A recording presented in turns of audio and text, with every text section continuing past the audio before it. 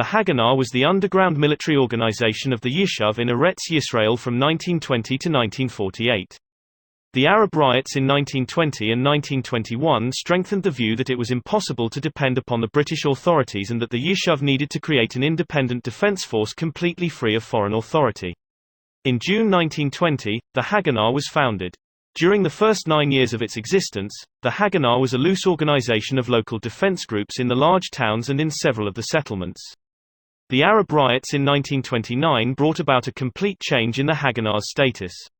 It became a large organization encompassing nearly all the youth and adults in the settlements, as well as several thousand members from each of the cities. It initiated a comprehensive training program for its members, ran officers' training courses, established central arms depots into which a continuous stream of light arms flowed from Europe. Simultaneously, the basis was laid for the underground production of arms. During 1936 to 1939, the years of the Arab Revolt, were the years in which the Haganah matured and developed from a militia into a military body. Although the British administration did not officially recognize the organization, the British security forces cooperated with it by establishing civilian militia. In the summer of 1938, special night squads were established, under the command of Captain Ord Wingate. During the years of the riots, the Haganah protected the establishment of more than 50 new settlements in new area of the country. As a result of the British government anti-Zionist policy, expressed in the White Paper of 1939, the Haganah supported illegal immigration and organized demonstrations against the British anti-Zionist policy.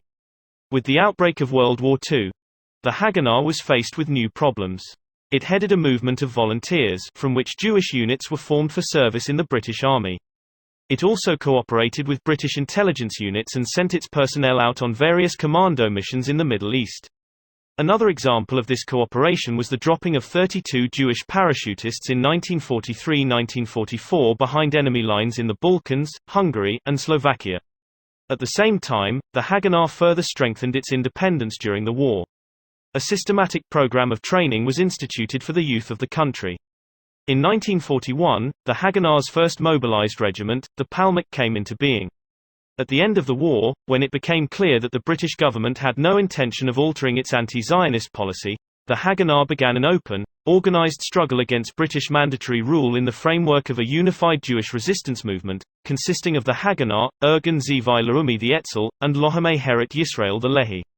In its most spectacular operation, the combined forces sabotaged British railways throughout Palestine on the night of the railways. The Haganah did not function only in Palestine. It had branches in other parts of the world, including the United States, Poland, Germany, Italy, France, and Morocco. The activities of the Haganah in the United States attracted the attention of the FBI, which was concerned with its possible violation of U.S. laws. Officers trained tens of thousands of new immigrant recruits in training camps in Europe and North Africa, even before they immigrated to Israel, including many Holocaust survivors. Haganah branches were also established at Jewish displaced person camps in Europe. Officers also recruited thousands of volunteers from Western Europe, North America, and South Africa. Illegal immigration was organized by the Mossad Lalia Bet, a branch of the Haganah. The Pal Yam, a marine branch of the Palmach, was given responsibility for commanding and sailing the ships. Between 1945 to 1948, 66 clandestine immigrant ships carrying 70,000 immigrants sailed to Eretz Yisrael. Haganah operatives purchased large quantities of arms from the United States, Western Europe, and Czechoslovakia, and sent them to Palestine.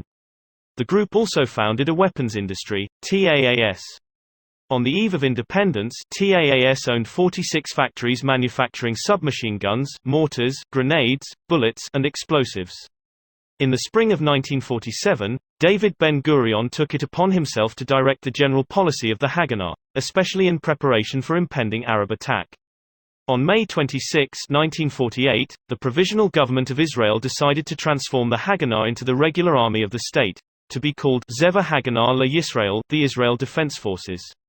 Between 1920 and April 1949, 5,151 members of the Haganah were killed, 3,353 of whom died fighting in the 1948 war. On May 31, 1948, as part of the order of the day establishing the IDF, David Ben-Gurion said, "With the establishment of the State of Israel, the Haganah emerged from the underground to become a regular army." Both the Yishuv and the Jewish people are greatly indebted to the Haganah for its contribution during the various phases of its existence and development. In the Chronicles of the People of Israel, the saga of the Haganah will shine with splendor and majesty that eternally will never dim. Today, it is possible to learn more at the Haganah Museum in Tel Aviv. Thanks for watching another episode of Israel 101 Documentaries.